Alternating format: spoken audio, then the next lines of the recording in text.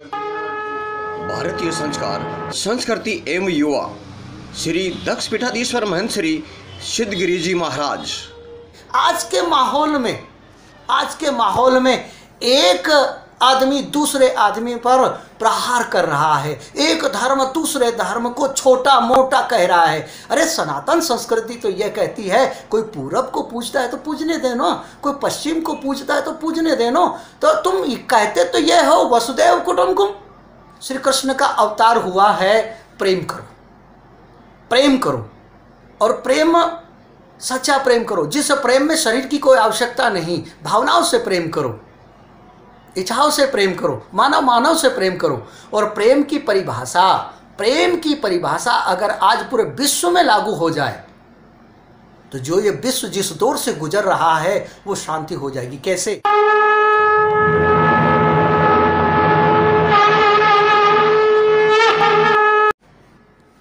सभी भक्तों को मेरा ओम नमः शिवाय। बंधुओं, आज हम जिस विषय पर चर्चा कर रहे हैं वो विषय बहुत ही महत्वपूर्ण है, बहुत ही रोचक है। उस संस्कार और संस्कृति की आज आवश्यकता है। हम बात कर रहे हैं सनातन संस्कृति की और सनातन संस्कारों की। सनातन संस्कृति हमारी क्या कहती है और सनातन संस्कार हमारे क्या कहते हैं, और आज के वर्तमान युग में युवा लोग क्या सोच रहे हैं, इसी मुद्दों पर हम थोड़ी देर के लिए आपके सामने उपस्थित हुए हैं और हम चर्चा कर रहे हैं। तो बंधुओं, सनातन संस्कृति हमारी यह है कि जो हमें सहयोग करता है, जो हमारे जीने के लिए सहयोग करता है, उसकी हम सेवा पूजा करें। तो सारे संसार में जो लोग जीते हैं, खाते हैं, रहते हैं, उनको 5 प्रकार से सुविधाएं होती है। सूर्य से रोशनी मिलती है, आसमान से जल मिलता है, हवा मिलती है और अन्न मिलता है। अन्न, जल, पृथ्वी, सूर्य के द्वारा ही समस्त संसार के लोग जीवित रहते हैं। तो जब हमें जीवन दान मिलता है, हमें जीने के लिए सहयोग मिलता है, तो मानव धर्म यह कहता है कि हम उन सहयोगकर्ता की सेवा करें, पूजा करें और प्रकृति को शुद्ध रखें। ये हमारी सनातन संस्कृति है। सनातन संस्कृति को हम शुद्ध रखें, पर्यावरण को शुद्ध रखें, मानव में जो समाज है, मानव में जो सभ्यताएं हैं, उसको हम विद्यमान रखें, उसको हम जीवित रहें। आज के दौर में पुरानी जो सभ्यताएं हैं, पुराने जो संस्कार हैं, वो धीरे धीरे लोप हो जा रहे हैं। क्यों हो जा रहे हैं? कि हम कहीं और जा रहे हैं। संस्कार हमारे क्या कहते हैं? जैसे हम शिव जी का ही उदाहरण देते हैं। शिव जी के मंदिर में आप जाइए, शिव जी के मंदिर में आप जाते हैं, वहाँ आपको सनातन संस्कृति दिखती है और सनातन संस्कृति रोज आपको एक मैसेज देती है। उस मैसेज को आपको अनुभव करना है। जैसे शिव जी के गले में नाग है जो बहुत जहरीला है, पास में माँ पार्वती है जिसका वाहन शेर है जो बहुत ही घातक पशु है, जिसका आहार मांस है, शिकार करना है, और शिव जी के पुत्र गणेश है जिनका वाहन चूहा है जो सांप उसको निगल लेता है, और पास में कार्तिक स्वामी है जिनका वाहन मोर है, शिव जी का वाहन नंदी है। ये अपने अपने वाहन हैं, पर ये सभी जाति दुश्मनी होकर कभी आपस में नहीं लड़े उस स्थान पर। यही मैसेज शिवालय से जाता है कि आप इस धरती पर जितने भी धर्म के लोग रहते हो, वो सनातन संस्कृति ये कहती है कि आप आपस में प्रेम से रहे, प्रेम से रहे। हमारी सनातन संस्कृति यह कहती है। आज के माहौल में एक आदमी दूसरे आदमी पर प्रहार कर रहा है, एक धर्म दूसरे धर्म को छोटा मोटा कह रहा है। अरे सनातन संस्कृति तो यह कहती है कोई पूरब को पूजता है तो पूजने देना, कोई पश्चिम को पूजता है तो पूजने देना। तो तुम कहते तो यह हो वसुदेव कुटुंबकम, और वसुदैव कुटुंबकम का मतलब ये 56 करोड़ यादव एक ही परिवार में रह रहे हैं, और यहाँ एक शहर में 1 करोड़ लोग भी आपस में मिलकर नहीं रह रहे। क्या ये आपकी सनातन संस्कृति है? क्या यही इसी के लिए आप इस संसार में आए थे? तो बंधुओं, हमें सोचना पड़ेगा, हमें समझना पड़ेगा। सनातन संस्कृति के रक्षक रहे श्री कृष्ण। श्री कृष्ण की भागवत कथा में जो मैसेज जाता है, मैं वो आपको बताना चाहता हूँ। मैं कई जगह बताया हूँ, पर फिर भी आपको आज थोड़े से समय में बता रहा हूँ। श्री कृष्ण का अवतार हुआ है प्रेम करो, प्रेम करो, और प्रेम सच्चा प्रेम करो, जिस प्रेम में शरीर की कोई आवश्यकता नहीं। भावनाओं से प्रेम करो, इच्छाओं से प्रेम करो, मानव से प्रेम करो। और प्रेम की परिभाषा अगर आज पूरे विश्व में लागू हो जाए तो जो ये विश्व जिस दौर से गुजर रहा है वो शांति हो जाएगी। कैसे? अगर एक इंसान दूसरे इंसान से प्रेम करें तो कभी झगड़े नहीं होंगे। एक पड़ोसी दूसरे पड़ोसी से प्रेम करें तो कभी पड़ोस में झगड़े नहीं होंगे। एक मोहल्ले वाले दूसरे मोहल्ले वालों से प्रेम करें तो कभी शहर में आपसी दंगे नहीं होंगे। एक धर्म का व्यक्ति दूसरे धर्म वालों से प्रेम करें तो कभी धार्मिक दंगे नहीं होंगे।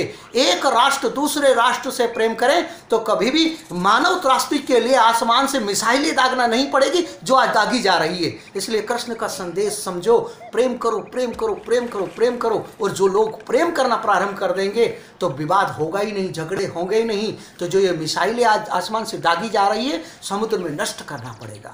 और इस विश्व शांति की कल्पना हम करते हैं, पर बंधुओं, हमारे ही बीच कुछ लोग ऐसे हैं, उपद्रवी हैं, जो अपनी जीविका के लिए, अपने स्वार्थ के लिए भोले भाले लोगों को भड़का रहे हैं। ये हमारी संस्कृति नहीं है। संस्कृति तो हमारी वो है जो राम को पूजते हैं, जो राम को मानते हैं। तो उस राम ने नफरत नहीं की, मांस को खाने वाले जटायु को अपने गोद में बिठाया और अपने बालों से उसको धूल साफ की और उसकी इच्छाओं को पूर्ति किया। उस राम को अगर तुम मानते हो तो सबरी के उसने झूठे बेर खाए। तुम जातिवाद के दंगे करवा के, धार्मिक दंगे करवा के इस देश को क्या देना चाहते हो? क्या तुम्हारी यही संस्कृति है? क्या तुम्हारी यही विचार है? तो बंधुओं, आपसे निवेदन है कि आप लोग सजग रहे, सतर्क रहे, सावधान रहे। इतिहास में क्या लिखा जा रहा है, तुम क्या पढ़ाया जा रहा है, तुम्हें क्या कहा जा रहा है? आज देश का ये दुर्भाग्य है कि हमारी संस्कृति किसी फिल्म से, किसी नाटक से, किसी व्यक्ति से छिन-भिन हो जाएगी। सनातन संस्कृति पर आक्रमण हजारों साल से होते आ रहे हैं, आज भी रहेगी, कल भी रहेगी। कई लोग कहते हैं हिंदू खतरे में। अरे हिंदू खतरे में नहीं है, न हिंदुस्तान खतरे में तो तुम्हारी विचारधारा है। तुम्हारी विचारधारा को मजबूत करना पड़ेगा। तो और तुम्हें उन विचारधारा, उस कुपमंडू से तुम्हें निकलना पड़ेगा, और निकलकर सच्चाई क्या है उसको आपको पकड़ना पड़ेगा। और ऐसे बहुत सारे धर्मगुरु हैं जो काटो मारो की राजनीति करते हैं। मैं उनको धर्मगुरु नहीं मानता। सनातन संस्कृति हमारी यह नहीं कहती।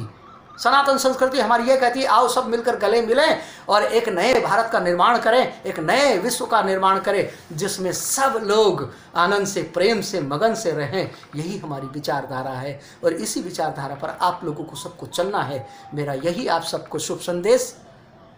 जय श्री राम, नमः शिवाय, जय हिंदू राष्ट्र, जय भारत माता। जय श्री राम। बंधुओं, आज हम फिर आपके सामने उपस्थित हुए हैं और मन के अंदर एक विचार आया कि वर्तमान समय में जो युवा अपने जीवन में ज़िंदगी जी रहे हैं, वो अपने जीवन से विमुख होकर बहुत ही भटक रहे हैं और हमारी संस्कृति से विमुख हो रहे हैं। और हमारी संस्कृति, हमारे संस्कार क्या कहते हैं उनको वो मानते नहीं हैं। उनको बरगला दिया गया है, उनको बहका दिया गया है कि ये नहीं, कुछ और है, कुछ नहीं, बस अपने आप में जीवित रहे। तो मैं उन युवाओं को कहना चाहता हूँ कि हमारी संस्कृति में, हमारे परिवार में जो लोग हैं वैसे ही पड़ोस में भी हैं, वैसे ही पूरे शहर में हैं। तो हम हमारे परिवार के विषय में जो सोचते हैं, हमारे परिवार में जो सोचते हैं, वही हम पड़ोसी के लिए सोचें, वही हम अपने दोस्तों के लिए सोचें।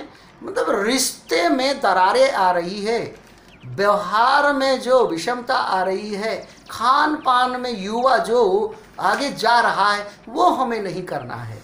हमारी संस्कृति यह कहती है कि प्रातःकाल उठे रघुराई, गुरु माता पिता चरण नवाई। और हम जब भी घर से बाहर जाते हैं तो थैंक यू बाय बाय कहते हैं। ये हमारी संस्कृति नहीं है, ये हमारी संस्कृति नहीं है। मैं फिर आपको एक उदाहरण बताना चाहूँगा, बहुत बड़ा उदाहरण, जो आज का युवा जा रहा है, जो पेपरों में, टीवी में, न्यूज़ में दिखने को, सुनने को मिलता है, उससे मुझे बड़ा दुख होता है।